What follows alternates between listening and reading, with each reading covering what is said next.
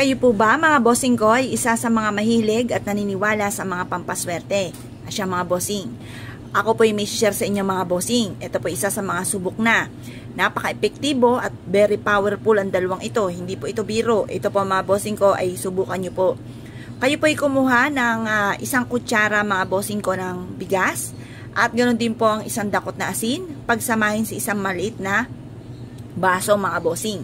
At pagkatapos ay mag-wish ka mga bossing.